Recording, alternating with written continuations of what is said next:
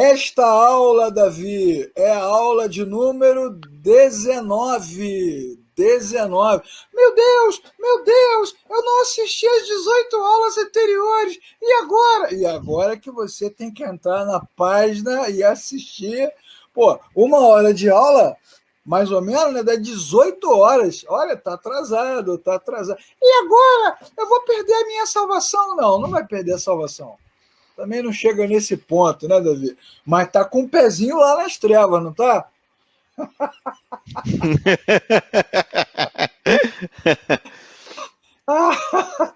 Tá com um pezinho lá no bico do corvo, com um pezinho Só para lá. situar o pessoal, Leclerc, a gente tem estudado, como ele falou aí, já estudamos 18 aulas, estamos nessa 19ª, né? Estamos estudando o Evangelho de João, né? Então começamos ali no capítulo 1, capítulo 2, aí você fala, pô, mas vocês estão no capítulo 5. Sim, porque tem muito pano para manga, Eita! então, tem capítulo que a gente demora às vezes 2, 3 aulas para concluir. Isso é muito importante porque é um trabalho expositivo, né? A gente está preocupado sim com o que está passando, com a história, mas também com o detalhe que muitos às vezes não percebem, né? Então a gente vem um pouquinho Pois é, pois é. para a gente poder estar explanando aqui um pouco mais para você que está assistindo aí. Acho que a principal característica da Oficina da Palavra, esse projeto aqui em parceria com a Verdade e Graça, é que a gente não tem pressa de aprender, né? Então não vamos aqui ficar desperdiçando os textos bíblicos para cumprir um cronograma. A gente não tem cronograma. Quando eu comecei a aula com o Luiz Pires, ele estava animado, ele perguntou quantas aulas, Leclerc? 10 aulas? 15 aulas, 20? Agora ele já sabe que vai ser umas 1000 já, ele já está sem limite, já não sabe mais o que vai fazer.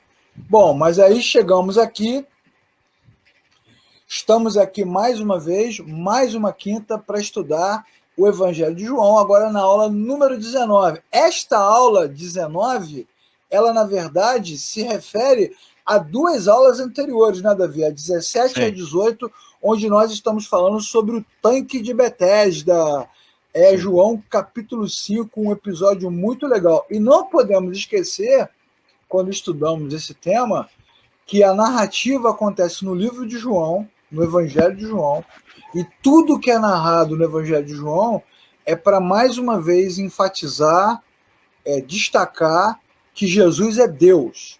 Sempre tem que ter isso em mente, né, Davi? Não pode Sim. perder de foco. O foco do texto é mostrar a divindade de Cristo, ele como Deus encarnado, o Messias enviado para cumprir o seu propósito. Sendo assim, partindo deste pressuposto, dessa premissa bíblica, então, obviamente, o personagem principal não é o homem enfermo, mas é Cristo. Falamos isso semana passada, porque muitas pessoas acabam lendo o texto, né, com enfoque apenas ali no homem enfermo, né? Mas o evangelista João, como você mesmo falou, quando ele vai expressar o texto ali, né, ele vai expor o texto, ele está apontando para Cristo, né? O Isso. centro da história é Cristo. Isso, inclusive a aula passada o tema era esse, né? O Salvador e o homem enfermo. É o momento em que o Salvador vai na direção e aquele homem enfermo nos representa. É a glória de Deus indo na direção da miséria humana. E Betesda significa o que mesmo, Davi? Casa de misericórdia. Casa de misericórdia. Então a miséria humana. Tentou me colocar em xeque, né? Mas não Ah, conseguiu. garoto! Ah. Pegadinha! Ha! Yeah, yeah! Pois é. Jesus vai, né? O mestre, o rei, o senhor, vai na direção do enfermo ali no tanque e exercer misericórdia, mostrando também que a religião, né, o folclore, os mitos, nada disso é capaz, nenhuma dessas coisas tem poder para resgatar o homem ou reconciliar o homem com o Criador. É Jesus que faz isso. E é legal no texto que Jesus vai na direção do enfermo, o que é uma característica do cristianismo. Boas novas, mensagem de boas novas para quem está adoecido, para quem está em crise, para quem está passando necessidade. Não é não é o festival da galera que está dominando, né? Não é Não, o clube dos saudáveis, é o encontro dos adoecidos mesmo. Sim, e a gente tem constantemente falado sobre isso, né? Que o cristianismo é a única religião onde Deus vai até a criação, né? Vai até o homem para poder trazer um relacionamento que foi perdido lá no Isso, Éden, né? Então, exatamente. o interessante que foi a gente trazendo a exposição desse texto semana passada é que a gente olhava para esse paralítico ali no tanque de Betesda com um certo distanciamento, aquele enfermo ali. Só que ele representa a nossa miséria, né? A miséria humana, o homem caído, distante de Deus, esperando que alguém reconectasse ele, né? Ah, não tem ninguém que me jogue na água para que eu possa ser curado. Aí Jesus fala, Verdade. mas eu sou Deus, eu estou aqui. Jesus, então, seja curado. Jesus sabe a nossa condição, né? Sim, Jesus sim. sabe a condição. E esse ponto do texto de João é um ponto bastante relevante para o nosso tempo, uma vez que as mensagens das igrejas, como a gente sempre ressalta aqui, elas estão muito centradas no próprio homem, são muito antropocêntricas, sempre dizendo que as pessoas são lindas, maravilhosas, especiais, incríveis, e que Deus tem planos estratosféricos para Deus quer te levar para a estratosfera. É assim que o cara prega. Mas a Bíblia vai dizer que o homem, na verdade, está no estado de miséria, separado do Você é um Criador. espelho que reflete a imagem. Davi é aquele que anda pelas igrejas, né? Já andei muito. Pois é, pois é. Bom, isso tudo a gente já falou semana passada, né? Jesus, ele na casa de misericórdia, ele tem um ato de misericórdia, ele Sim. tira aquele homem de uma situação deplorável. O que é bacana no texto também é que a história acontece no momento da festa dos tabernáculos, que é uma festa que remete ao Antigo Testamento, Ao Messias, né? uma festa dos hebreus que celebra as promessas de Deus, a colheita, a misericórdia, a herança e, sobretudo, é uma festa que ressalta a expectativa da vinda do Messias, e é isso que acontece. O Messias aparece, vai lá e cura o homem. E nesse momento de graça, misericórdia, amor, bênção, de beneficência pura da Bíblia, o que acontece? Treta. Treta. Dá treta, cara, dá muita treta. É impressionante, né, cara? Por que dá treta, Davi? Porque quando Jesus cura aquele homem, era sábado, Saturday Night Fever.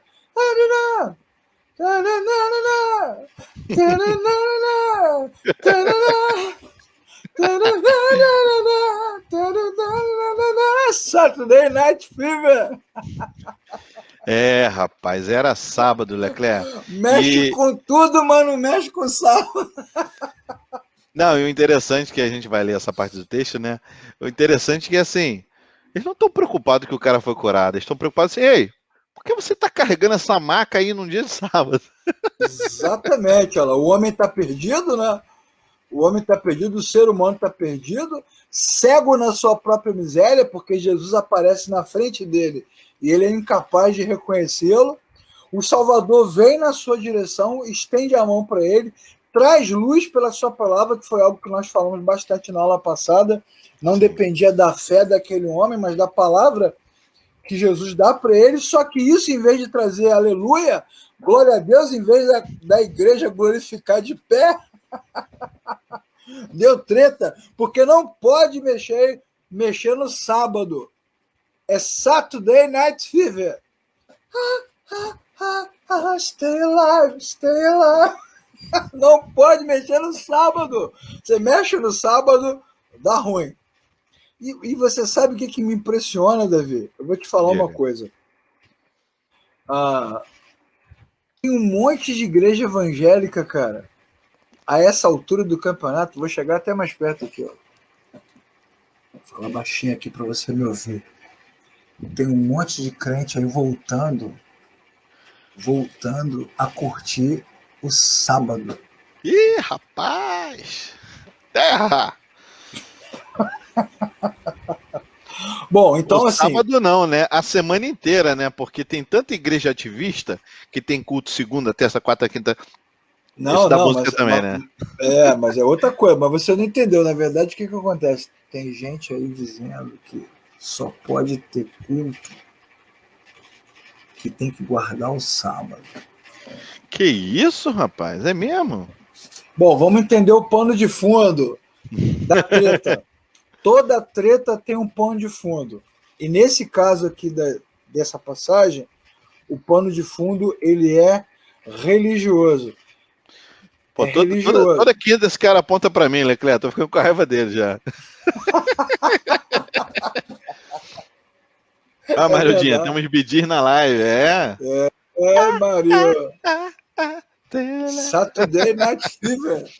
Vamos pensar no pano de fundo religioso. Você sabe, Davi, que o povo de Israel tem toda uma historicidade religiosa, né? Sim, Toda uma historicidade religiosa desde os seus primórdios, mesmo antes da lei, né, os patriarcas já tinham aquele comportamento, né? Abraão é, ofereceu sacrifício, Abraão deu o dízimo, depois veio a lei, regulamentou tudo. Então, o israelita, na sua origem, ele está muito linkado à religião. A religião hebraica, né, o comportamento religioso judaico, ele tinha um objetivo. Qual era o objetivo? Apontar para Deus.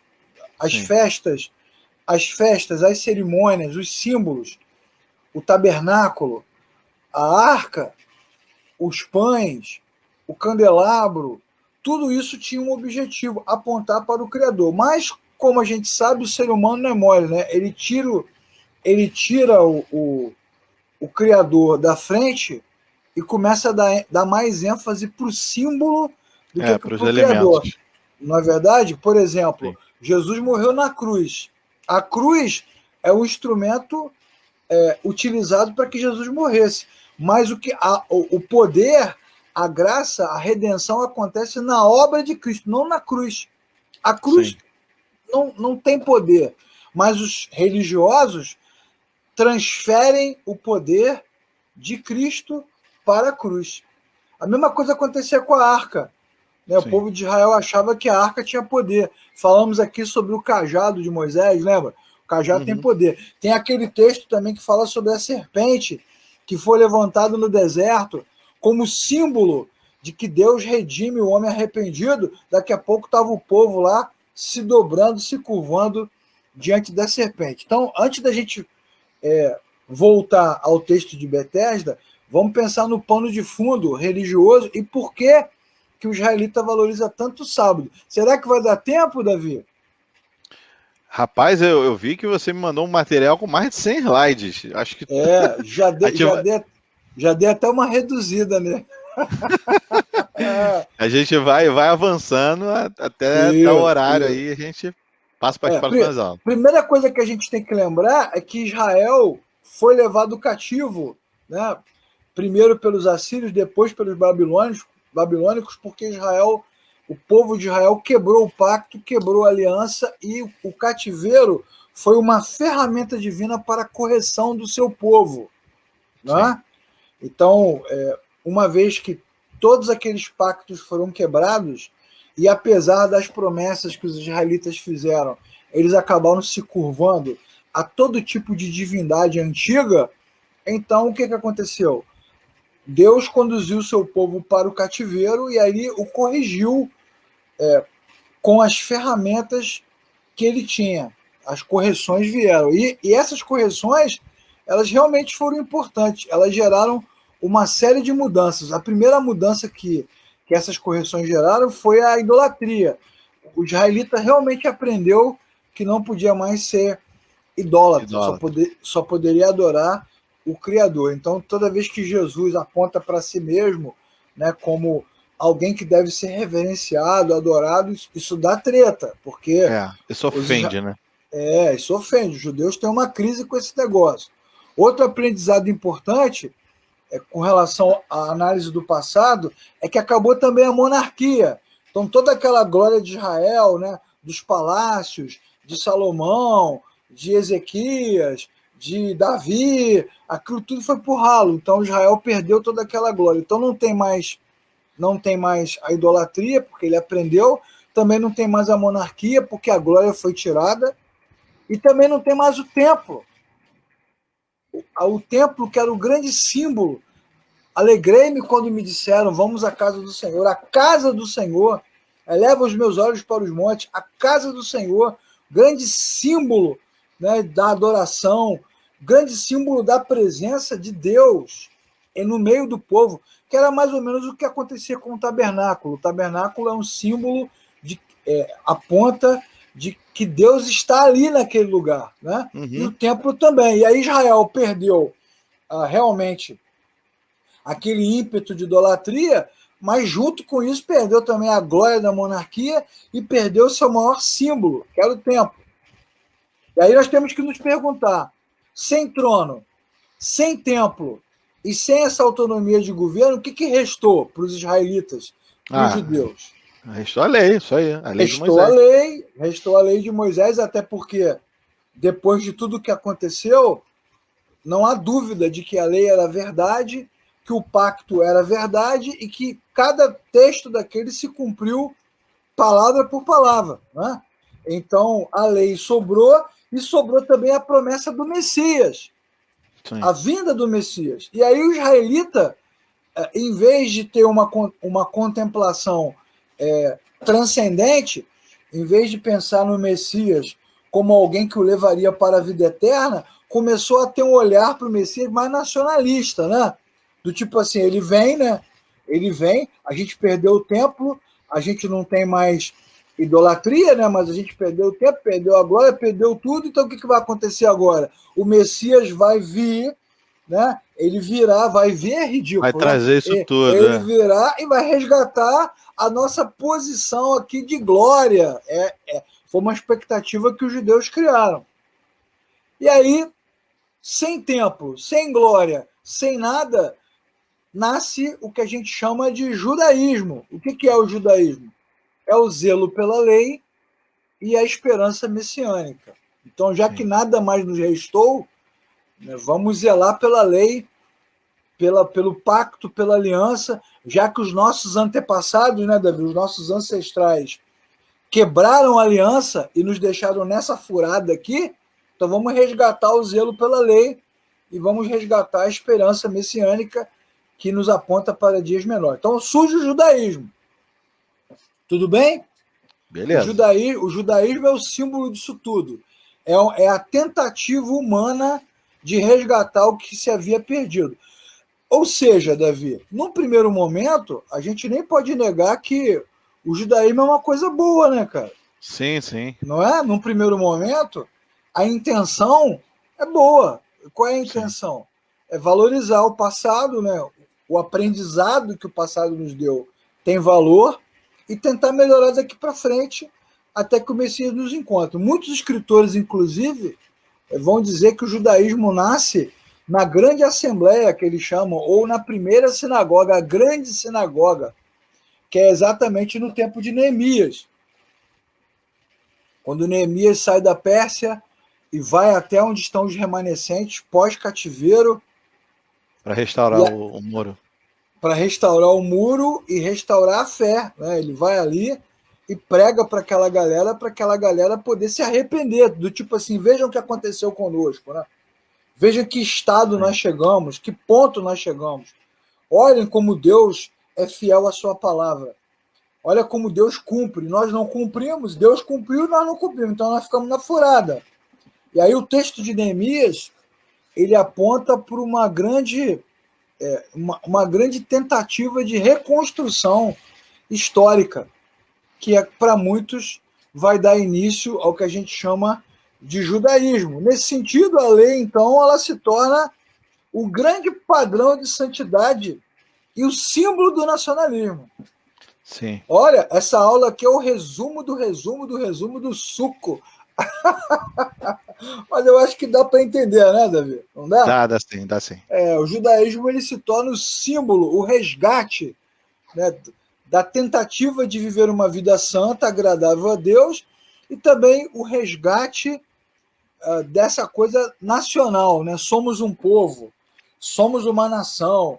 Se você que está nos assistindo aqui, ou ao vivo, ou depois, quiser saber mais sobre o judaísmo, você acessa aqui o canal no YouTube da Oficina da Palavra. Tem uma série lá com o professor Luiz Saião, que se chama Israel Ontem e Hoje. E o vídeo que nós postamos essa semana é sobre o judaísmo, onde ele vai explicar tudo isso que eu estou explicando agora, ponto por ponto. E aí o Saião vai dar uma aula, né? Ele vai mostrar exatamente por que o judaísmo se tornou tão importante. E aí os judeus, cara, já agora debaixo do poder romano, né, oprimidos pelo Império Romano, pelas questões políticas, pelo tempo, os judeus eles vão se agarrar a esse negócio. Então as festas nunca foram tão importantes, né? O símbolo nunca foi tão importante, a lei nunca foi tão importante, a prática da lei nunca foi tão importante, o negócio ficou sério pra caramba. Né? A sinagoga, né, onde as escrituras eram lidas, e é importante a gente falar sobre isso também. O que é a sinagoga? A sinagoga é a reunião dos judeus nas casas. Junto com esses judeus que se reuniam nas casas, estavam os doutores da lei, os escribas, que ensinavam as escrituras. As sinagogas surgiram depois do cativeiro. Até o cativeiro não tinha sinagoga. Por quê? Porque tinha o templo. Isso. E aí perdeu o templo, perdeu tudo.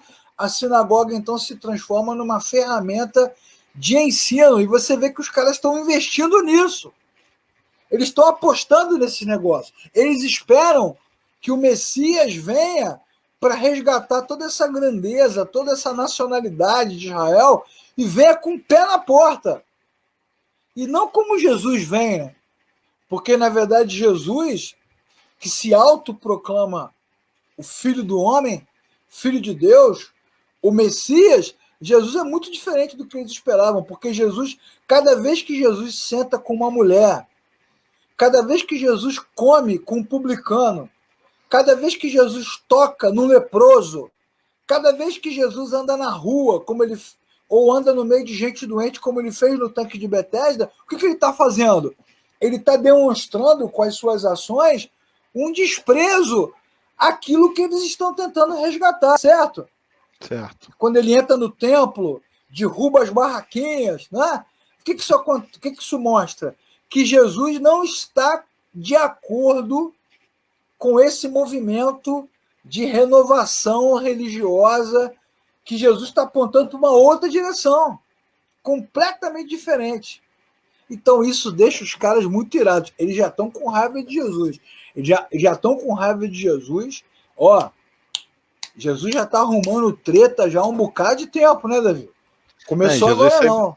Jesus sempre leva eles nas discussões para aquilo que eles mais têm como símbolo, né? Tá, mas o que diz aí a lei? Mas como é que está escrito? Como é que você interpreta? O que Moisés diz? Aí Jesus vem na fragilidade da religião deles, né? Do entendimento deles.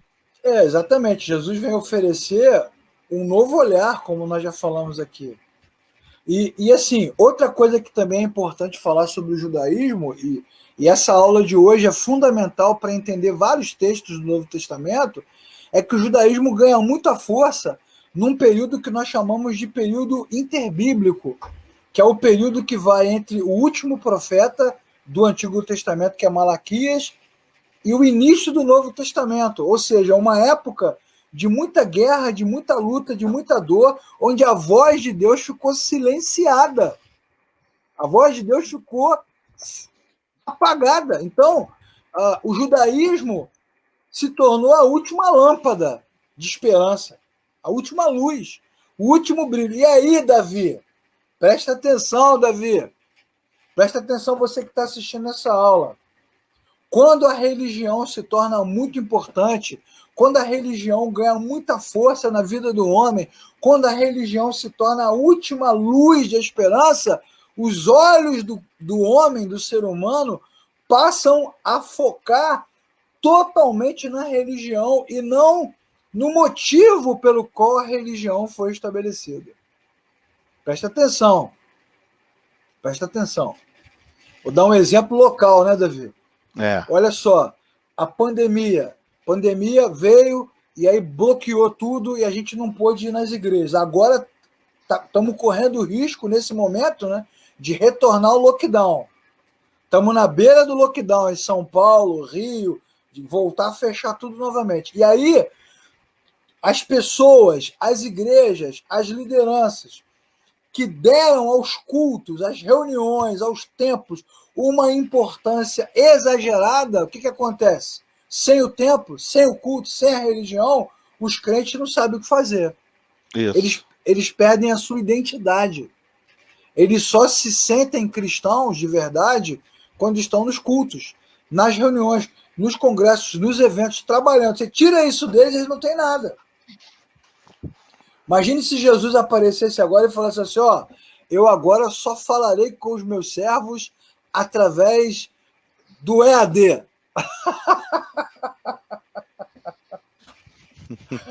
Cara, a galera do culto ia quicar, porque como assim? Como assim esse homem que se diz Messias desvaloriza aquilo que é sagrado? Porque, na verdade, o sagrado mesmo é Deus. Deus é sagrado. Sim. A palavra de Deus é sagrada. Né? O amor de Deus é sagrado, não o lugar. Lembra do texto? Quando Moisés sobe até o monte e ele vê a sarça pegando fogo, e aí Deus fala para ele assim, tire a sandália dos seus pés, porque o lugar onde você está pisando é santo. Não é o lugar que é santo. Se tornou santo porque o santo está ali. Isso. Exatamente. Ele está santo. Não é um lugar sagrado. É sagrado porque o Deus santo está naquele lugar. Mas aí o que os crentes dizem? Que Israel é terra santa. Sim. Aí traz saquinho de areia lá do Monte Sinai. Você já foi lá, Davi, pegar saquinho de areia no Monte Sinai? Não. Poxa. A gente pode até marcar uma caravana, né? Quando acabar a pandemia. Podemos marcar uma caravana. Eu quero ressaltar aqui que eu e Davi não estamos aqui para desvalorizar o judaísmo. Pelo contrário, vou claro voltar aqui naquele ponto que eu já falei, né? O judaísmo começou com zelo e com propósito. Mas aí vieram o quê? Os comentários, as interpretações, a complementação, conhecida como a lei oral, a tradição, e aí o que deveria ser puro, saudável, ficou literal, ficou legalista e se tornou algo totalmente estereotipado, e é isso que a gente chama de religiosidade. Na verdade, o que é a religiosidade? É a religião pela religião, é a prática da norma, do símbolo, se tornando um instrumento de redenção, de santificação do homem. E não é isso, né, Davi? Não é assim que funciona. Verdade. Muito bem. Agora você que está assistindo a aula já sabe por que tem treta. Porque toda vez que Jesus confrontava os religiosos, Jesus chamou os religiosos de raça de víbora. Disse que eles eram iguais a sepulcro caiado. Cara, só texto pesado, né? Bonito por fora, mas morto por dentro. Então, cada vez que Jesus confrontava um religioso, um fariseu, um saduceu, o que acontecia? Ele mexia com a religiosidade dos caras e mexia com o sentimento nacional. Então, ele está cutucando lá as vespas, né? Está cutucando o vespeiro, né, Davi? Sim. É lógico que vai dar treta. É lógico que vai dar treta. Se ele confronta os caras na frente de todo mundo, a Bíblia diz que eles sentiam raiva de Jesus. Alguns deles chegavam a prender o dente, né? Agarravam o dente assim, de tanto ódio. Queria matar Jesus. Por quê? Porque Jesus, ele tem autoridade, ele tem clareza, ele faz sinais e, acima de tudo, Jesus tem autonomia. Enquanto o povo está na festa, Jesus está no tanque de Betesda. Enquanto os fariseus estão no templo, Jesus está andando no meio das ruas. Ele tem autonomia. E o povo não segue mais os religiosos. O povo começa a seguir a Jesus. Então, cara, Jesus tem que morrer, né, Davi? Tem aquele filme, Romeu tem que morrer, não tem? É. Nesse caso, Com Jet Li.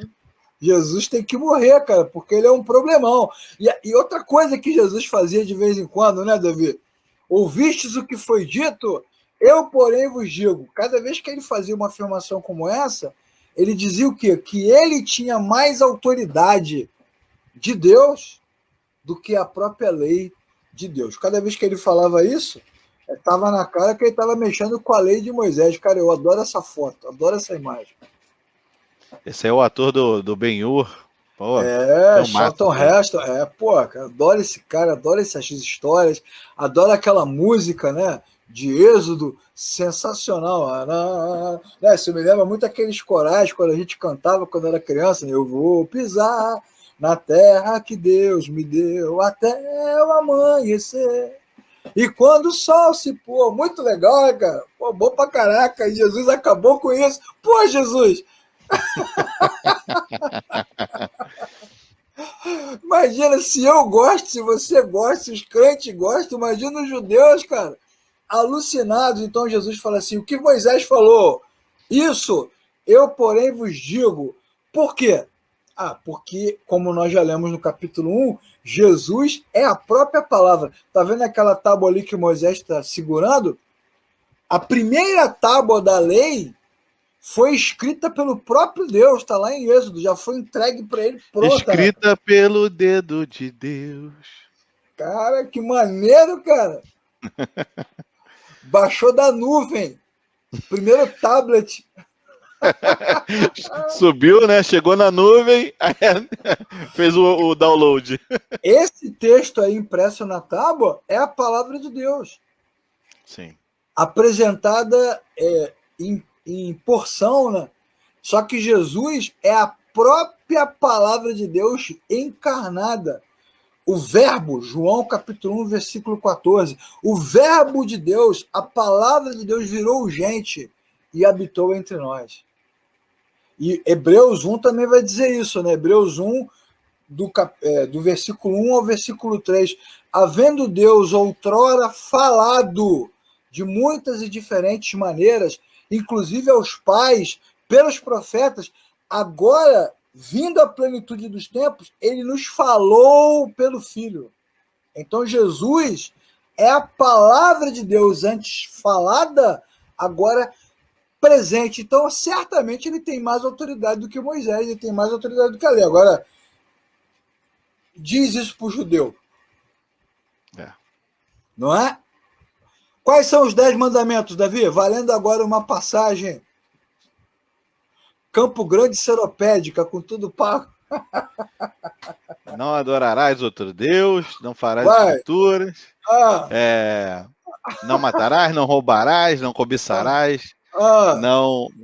deixa eu ver, peraí. Honra teu pai e tua mãe para que o serviço se prolongue. Ele tá lendo, você cola. Não, tô olhando não. Na verdade, então, eu nem sei quantos eu falei. Beleza, olha aí. Falou vários.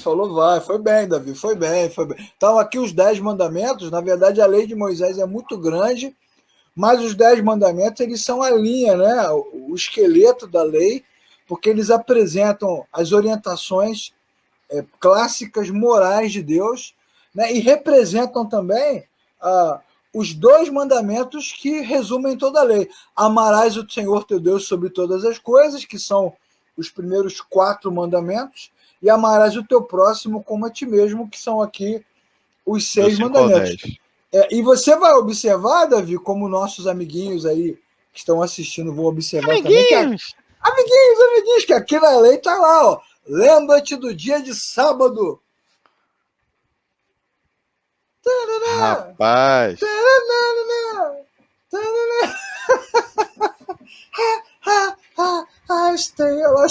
Saturday Night Fever. Sábado, tá aqui o sábado, ó, na lei, ó. Rapaz. Então... Problemão, né? Jesus curou o cara no sábado. Que maldade que Jesus fez, né, cara? Jesus é ruim, cara, é isso mesmo? Puxa. Sábado não pode, porque sábado é santificado ao Senhor. Entende? A treta tá aí. Assim, deixa o cara doente, cura no domingo, cura na segunda. Deixa o cara mais um dia lá, não pode. Ó, o sábado, como é que está escrito aí, Davi? O sábado é santificado ao Senhor. Só que o que o judeu andou fazendo? Santificando o sábado. Igual a terra, igual a arca, igual a cruz. Eu Não... estava eu tava assistindo outro dia, já viu aqueles gêmeos que fazem reforma, irmãos à obra, né? Sim. Aí eles estavam reformando uma casa para uns judeus, né? É um casal de judeus. Aí eles colocaram sensor de presença, né, em algumas salas, porque eles falaram, não, porque no sábado a gente não pode ligar o interruptor. Olha só. É mais ou menos o que a gente falou sobre o monte, né? Deus é santo, não é o monte que é santo, mas aí você começa a se curvar diante do monte, diante da arca. Já falamos aqui também sobre a famosa batalha, né, de 1 Samuel, onde os israelitas levam a arca da aliança para enfrentar os filisteus, e os filisteus ganham a batalha com arca e com tudo. Não adianta. Não tem poder na arca. Não tem Sim. poder na tábua, não tem poder no cajado. O poder é de Deus. E aí o que o israelita faz? O que o judeu faz? Valoriza o sábado. E o que Jesus faz? Se mexe no sábado. É lógico que vai dar treta esse negócio. É lógico que vai dar treta. É óbvio, né? Bom, o sábado ele tem um significado muito importante, que é o Shaba. Shabá. Isso. É Shaba ou Shabá? Pode ser Shabá. Vamos usar o Shabá aí, que é a palavra Shabá. hebraica que significa descanso do labor, Sim. que é a palavra traduzida como sábado no Antigo Testamento. Ok? Principalmente nas nossas versões em português. Então, o Shaba ele tem uma importância. Qual é a importância? Ele é o momento em que a criatura descansa, imitando o seu Criador, porque Deus criou o mundo em 6 dias e descansou no 7º dia. Então, não é o dia sábado, mas é o 7º dia de uma sequência. Então, o 7º dia, pela lei de Moisés, deveria ser dedicado ao descanso. Para quê? Para quê? Para celebrar a criação, para falar da palavra de Deus, preservar o conhecimento de Deus, estudar, meditar, para libertar o homem da tirania do trabalho, porque isso é muito interessante, né? É uma coisa que a gente precisa até pensar sobre isso num outro momento, né, Davi? Como a gente acabou virando escravo do trabalho, né? O trabalho é uma coisa que deveria ser boa, porque nos enobrece, nos sustenta, né, nos alimenta, nos ajuda, nos faz crescer. O trabalho também é produtivo, né, ele é inventivo, ele é inovador, ele traz desenvolvimento, mas a gente acabou virando escravo do sábado. E aí o ser humano, escravo do seu próprio trabalho, ele passa a apostar todas as suas fichas no trabalho, quando na verdade, mesmo que a gente trabalhe muito, se Deus não nos abençoar, o nosso trabalho é vão. Não é? Então essa parada ela é estratégica para a reflexão. Né? Como é que diz o Salmo? Se o Senhor não edificar a casa, em vão trabalhos que edificam. Se o Senhor não edificar a cidade, não, se o vigiar Senhor a cidade, não vigiar, não guardar a cidade, em vão vigia a sentinela. Inútil será dormir tarde, levantar de madrugada, comer o pão de dores, porque o Senhor dá o sustento aos seus amados enquanto dormem. Tá vendo? Então, isso é bem legal, essa coisa da confiança na providência. O sábado tinha esse objetivo. E aí a lei era ensinada, o repouso era aplicado, e esse movimento de descanso, de confiança, de entrega, de providência, aponta para a salvação, porque os que confiam no Senhor confiarão no Senhor eternamente. Descansarão e sabem que chegará o dia em que todo esse labor, em toda essa lida, chegará ao fim e nós viveremos com o Senhor para sempre. Então isso é importante. Isso também distinguiu o povo de Israel né, que é o último item, o número 7, das demais nações. Né? O povo de Israel deveria ser um povo mais tranquilo, né? Menos ansioso, menos arrogante, menos também menos empenhado naquela coisa de ganhar, ganhar, ganhar, conquistar, conquistar, conquistar. Esse era o objetivo do sábado, do descanso. Mas a religião, né, Davi? O que a religião faz? É um povo com grana, né, Declan? Eles guardam lá o sábado deles, né? E guarda o dinheiro também, né? Nesse sentido, o Shaba é um mandamento que destaca que o Senhor é soberano do nosso tempo. Né? O Senhor é soberano do nosso tempo. E se o Senhor é soberano, então a gente tem que aproveitar o tempo com mais tranquilidade. Com mais tranquilidade.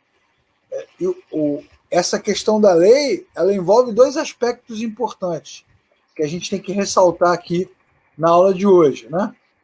Primeiro, que o trabalho faz parte da dignidade humana.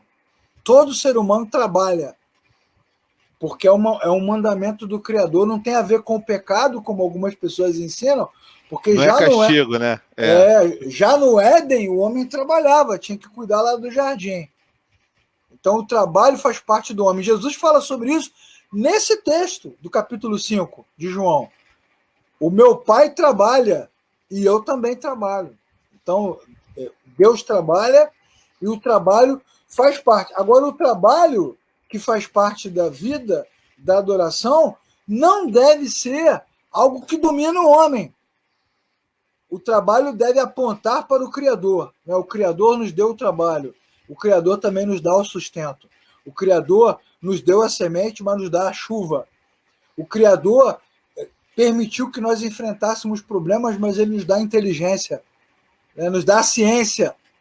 Fala-se tanto de ciência agora, né? Ciência, ciência, ciência. Tem que respeitar a ciência. Mas a ciência deveria apontar também para o Criador. Deveria apontar para o poder. Então, o sábado deveria ser um lugar, um momento, um recorte da vida feliz, alegre, tranquilo e não melancólico, e não triste. Não combina com esse doente no tanque de Betesda, concorda? Concordo. Na verdade, a chegada do Messias ao tanque e a cura daquele homem combina mais com o sábado, porque o Senhor é o dono do sábado. Inclusive, Jesus falou sobre isso, né? Num outro texto. Deus não criou o homem para o sábado. Deus criou o sábado para o homem. Olha que legal. Nós não somos escravos, né? Nós usamos o sábado como instrumento de adoração. E muitos cristãos não guardam o sábado como judeu, mas guardam o domingo dessa forma equivocada. Domingo é sagrado, domingo é santo, domingo isso, domingo aquilo. Ai, domingo! Ai, domingo!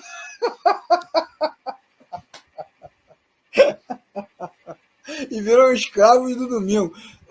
Cara, o ser humano é muito complicado, né, Davi? Muito, muito complicado.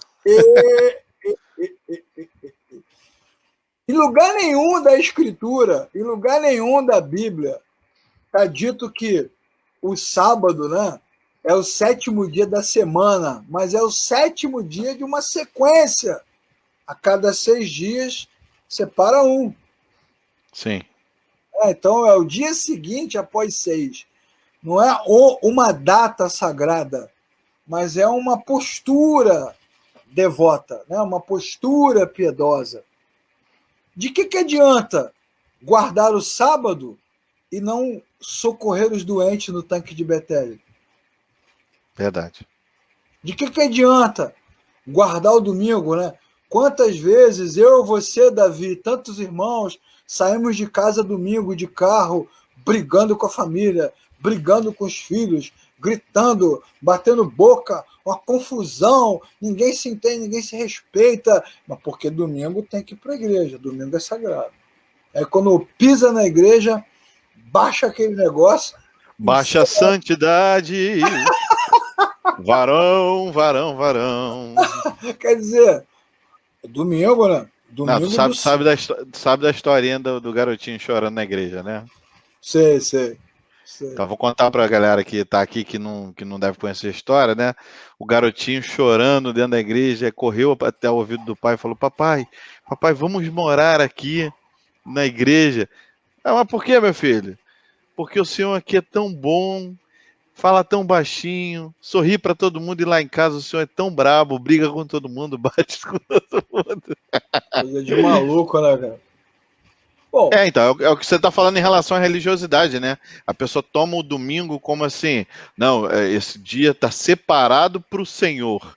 Aí até ele se transfigura, a pessoa se transfigura em alguém que é mais aceitável para Deus e para a religião. Como se houvesse poder naquele dia. Isso aí. Né? E se for domingo de ceia, então? Aí é poder dobrado. Tem 3 semanas que eu não apareço na igreja, mas nasceu. Domingo de ceia em consagração, então é poder triplicado. Domingo de ceia, consagração com coral cantando, é poder exponencial. Bom, mas se o sábado é tão legal, se o sábado é tão inspirador, se o sábado é tão abençoador, se o sábado traz tanto descanso, se o sábado promove a reconexão, se o sábado aponta para Deus, se o sábado traz regozijo, se o sábado traz alegria, por que os caras, então, não aproveitaram que o doente estava de pé? Um milagre. Por que eles não glorificaram a Deus? Por que eles não dançaram? Por que eles não quebraram? Não quebraram o copo, pisaram em cima do copo. Mas, Leclerc, o cara era paralítico de nascença, 38 anos. Por que os caras não celebraram? Aleluia, glória a Deus. Por que eles não dançaram ali, correram, viva o Messias? Cantaram, Deus está aqui. Não é? Ninguém cantou, né, cara? Dá vontade de pular, dá vontade de correr, dá vontade de gritar. Por quê? Por quê? Pelo mesmo motivo, na aula passada que eu falei que o irmão chegou para o pastor e falou assim: pastor, eu estou fazendo uma reunião de oração lá em casa. E o pastor perguntou: quem te deu autorização para orar? Por que você está criando uma facção, irmão. Então, o nome disso, Davi, é tradição.